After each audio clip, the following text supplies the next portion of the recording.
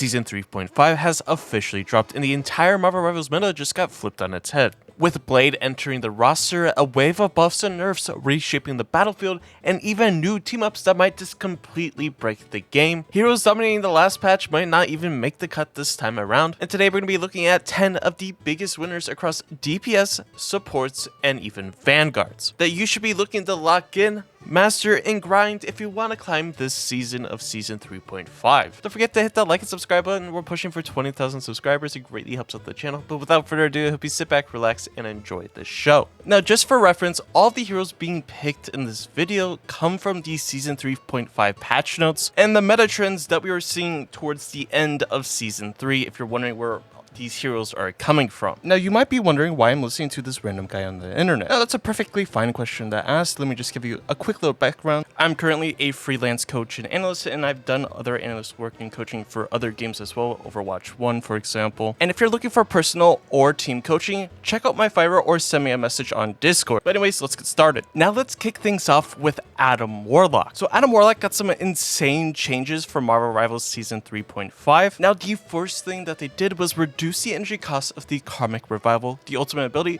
from 5,000 to 4,700, meaning you're going to be getting your ultimate a lot faster now. Now, in my opinion, Adam's ultimate ability was already a game-changing and fight-winning ultimate if planned and properly used correctly, but with the reduction of the ultimate cost, this means you're going to be able to get that ultimate a lot more often now. And with the addition of Blade coming in Season 3.5, it seems like the meta is going to go more into a brawl-style team composition, being in your face, being a complete nuisance. So having Adam Warlock on your team with that much needed soul bond is going to be a great way to fight around it. With the soul bond, you can soul bond together, then walk at the enemy and really just brawl them down, kick them in the face, things like that. Now, not only is he getting that energy cost reduction, the Karmic Revival itself is actually getting a new effect. And that effect is that revived allies gain bonus health equal to 70% of maximum health, which lasts for 5 seconds before decaying to 0 over 2 seconds. Now, that change is quite literally insane. Now, just to put it into perspective, if you res a Groot, he's going to be coming back to life with 1400 HP. That is insane. Now, in my opinion, this change is going to allow Adam Warlock to go for even more aggressive team reses if need be, meaning in team fights, you're going to have to find that Adam Warlock as quickly as possible, as he still has his passive where he can res himself, so tracking him, hunting him, is going to be your best friend now, even more so than when it used to be. And that's not all. If you kind of look back at the previous Adam Warlock changes, you'll remember that Adam Warlock, when he lands critical shots with his primary fire, it will reduce the time of his avatar lifestream or his healing charge, so he can heal a lot more with more headshots. Now, come Season 3.5, they're adding another change to the Cosmic Cluster, which is his right click or his alternative fire, the projectile wind up, whatever you want to call it. Now, each hit now reduces avatar lifestream charges time by 0.3 seconds. Now, this greatly impacts Adam Warlock in my opinion, because he's going to be able to get his avatar lifestream healing ability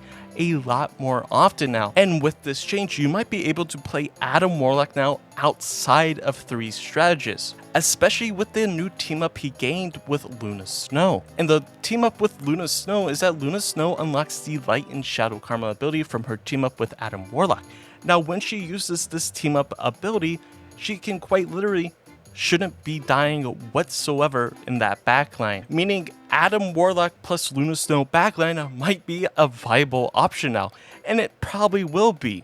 Now, I've already done a ton of testing with this, and it really feels like that Marvel Rivals Season 3.5 is the dawn of these strategists with all the new team-ups that literally make every strategist unkillable now. So it kind of makes sense to why they added Blade with the reduced healing effect. But let me know what you think in the comments down below. Now, moving on to our first quote-unquote big winner for our Vanguard section is actually going to be Magneto. Now, you might be wondering, Magneto, why Magneto? He's receiving a nerf. Well, yes, Magneto is receiving somewhat of a nerf, which is the reducing the Metal Bulwark and Iron Bulwark shield value from 300 to 250. This is the shield for yourself and or an ally. It's going to be absorbing less damage. Yes, this is a nerf. However, this is not changing how impactful Magneto actually is. He still does a ton of damage. His ultimate is still super impactful. The ability to save a ton of allies is still there, so the character is still probably the best, if not the best Vanguard in the game currently still. Now, even with the changes, Magneto is still a super solid and super powerful Vanguard, and I don't think this small little change will actually do anything to the character. He is still, in my opinion, going to be in that S tier category even for Season 3.5. I don't think he gets knocked down a pillar or knocked down a rank until they do something to his overall damage. Now, I'm not saying that they should or shouldn't change his damage, it's just an example. But anyways, if you're looking for one Vanguard to pick up this season of Season 3.5, then I highly encourage you to check out Magneto. Now, I say Magneto all the time, like the character is amazing, and I don't think they're ever really going to change him majorly.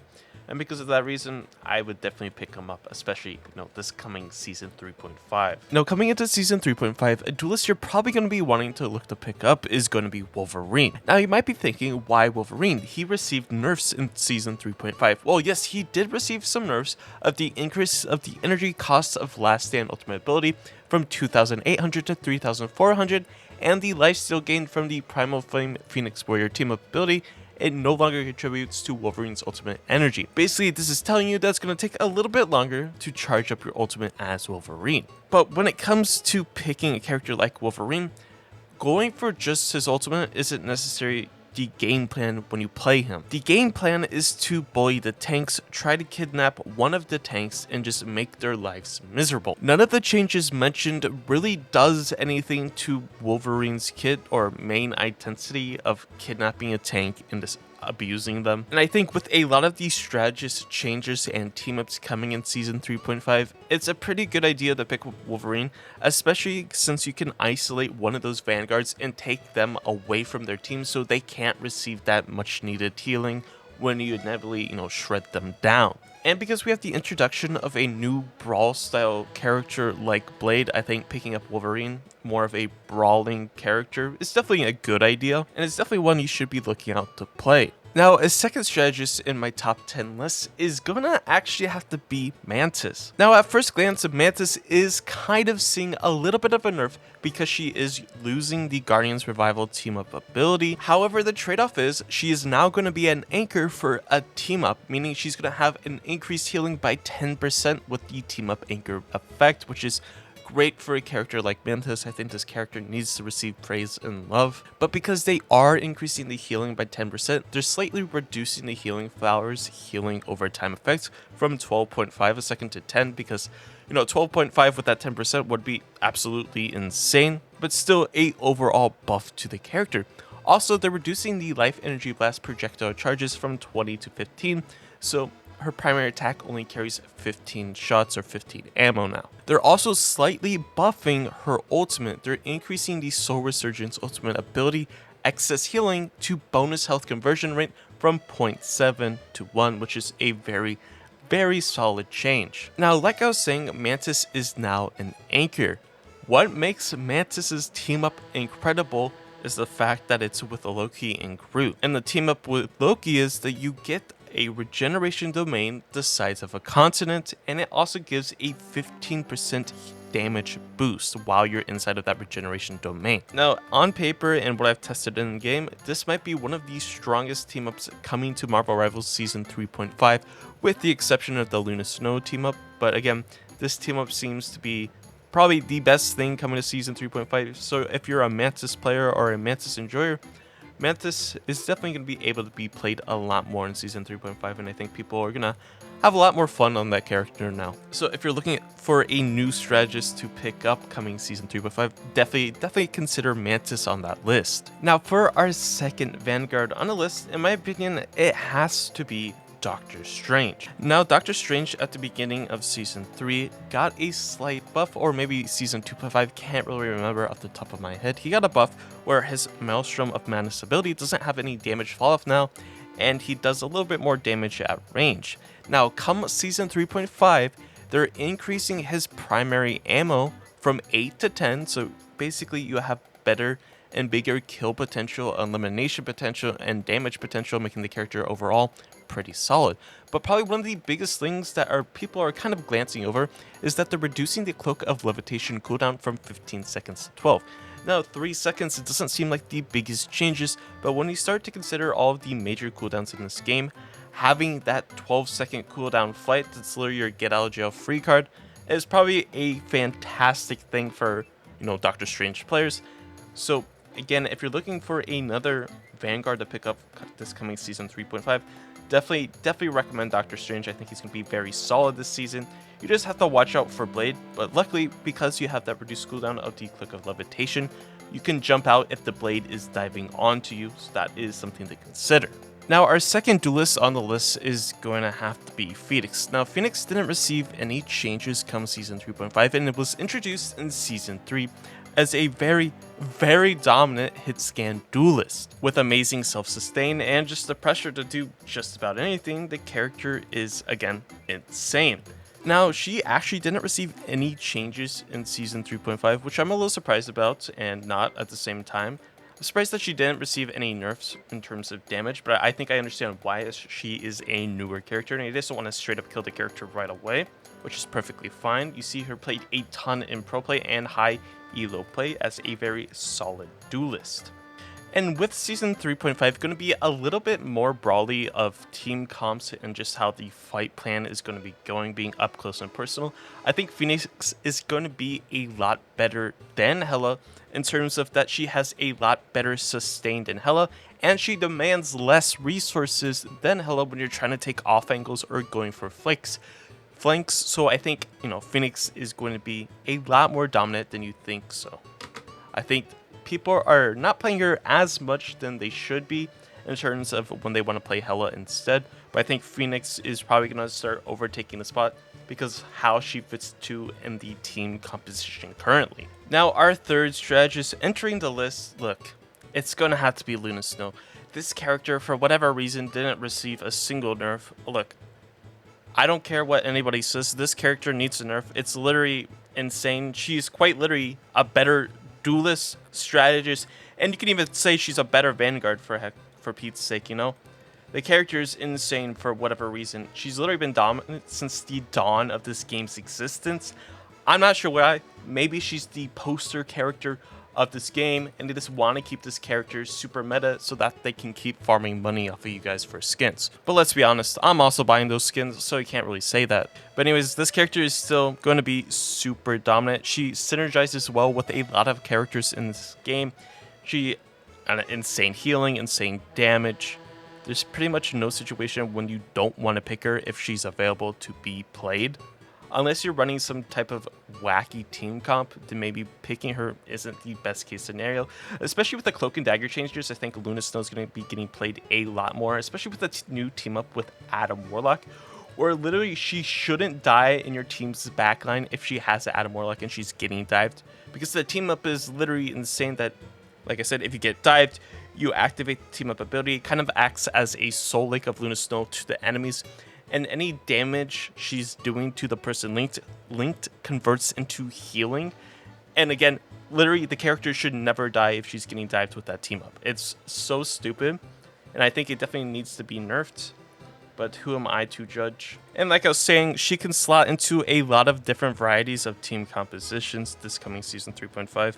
So overall, I think it's going to be a solid choice, especially with the introduction of Blade.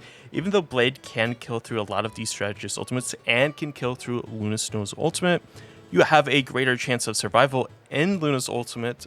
But definitely you want to think about characters like Mantis, where you can't necessarily kill enemy strategists through Mantis ult as Blade, which is definitely a good thing. So I think one way to counter Blade is going to be Mantis, because her ultimate converts that healing, that extra HP, into excess healing or excess overshield, which is definitely something you should consider. Now, for our third Vanguard, I think we have to say Emma Frost. Look, this character didn't receive any changes come Season 3.5, although she did get slightly nerfed in Season 3. The nerf wasn't significant enough to not make this character one of the best, if not the best, Vanguard in the entire game still. I don't think there's any reason why you shouldn't be playing this character. I think especially with the introduction of Blade, Emma Frost is going to do extremely well into him because she has the damage reduction, so that if she does get reduced healing from the Blade, you have that damage reduction, you have that DR to live, so you can eventually get that much needed healing. I think the character is still in a super, great spot, S tier, probably S plus.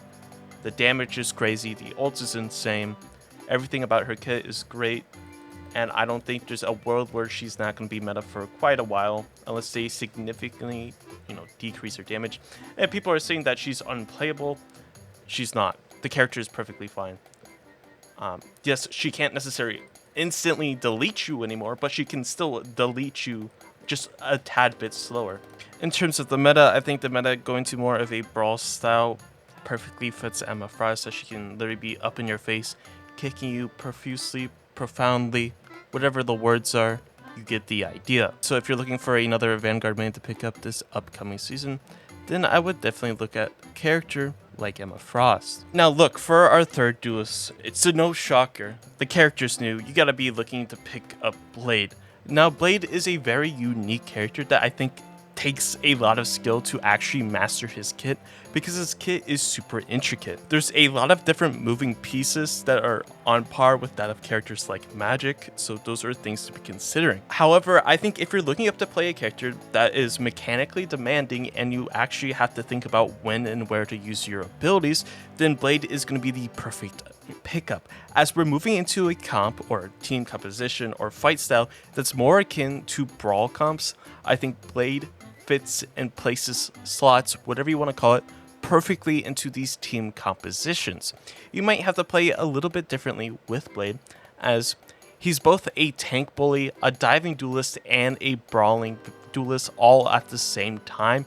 He's very interesting, and if you want to check out just how interesting he is, then I highly encourage you to check out my guide coming out on Saturday, August 9th, where I go in detail about his abilities, playstyle, counters, and even hidden animation cancels, tech, combos, everything you need to know. But if you are looking to pick up a Duelist coming season 3.5, I highly encourage you to look at Blade, at least try him out, see if you like him, and maybe try to lock him in. Look, everybody's going to be racing for it, I get it, but try to do your best. Now my 10th hero I think you should be picking up is going to be Loki. Now, Loki didn't receive any changes, but he did get removed from the Ragnarok Rebirth team-up, where he can no longer get rezzed by Hela when he gets eliminated. However, like I was mentioning previously about picking up Mantis, he now has a team-up with Mantis, and what I previously mentioned is that the regeneration domain, besides being the size of a continent now, also gives a 15% damage boost while inside of that regeneration domain. So if you think about it, you essentially now quite literally have a strategist ultimate on your shift button. Now, I used to think that Loki's regeneration domain was a mini Luna Snow ultimate. That's how important and impactful it was, using it when necessary to counter ultimates, to save teammates, to get a ton of healing out.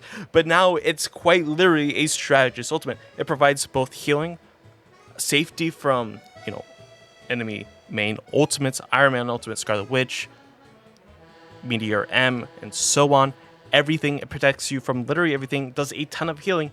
Now it gives you a 15% damage boost all at the same time while standing in it. So instead of worrying about a Luna Snow or someone else damage boosting your teammates, you just have to throw out a clone and a regeneration domain. It's on like a 30-second cooldown, so there's no reason to why you should not be picking up Loki now. There's literally no reason why you shouldn't. This character might literally be the best character. When I was testing it in early access, I had a fun time going around and playing a flanking Loki, even more so now, because you have that damage boost. You can literally 2-tap people, which is just quite literally insane. You place all 3 clones down, then you press your regeneration domain ability, whatever ability button that is for you. For me, it's shift, and again, you're 2 to 3 tapping the enemy's backline, you're 2 to 3 tapping the enemy's duelist, and you're chunking Vanguard players. Like, this is not okay for a strategist. It's almost on par of the flanking Jeff from, season 0, 1, and so on.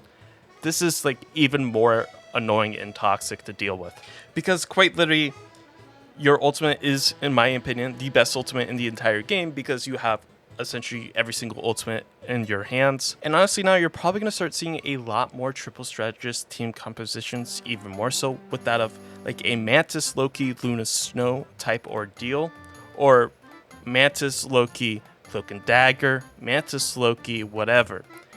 Because you can kind of act as a Loki, kind of make him a duelist now. It's kind of weird, but it's actually incredible at the same time. So it's coming into season 3.5, I would look up to pick up a character like Loki. But anyways, those were my 10 mains that I think you should be picking up for season 3.5, given the changes, given the meta we're shifting into. Now, yes, this video was inspired by other creators, but this is my own opinions and own takes. But regardless, don't forget to hit the like button. Don't forget to subscribe. I hope you have a great and safe day, and I'll catch you in the next one.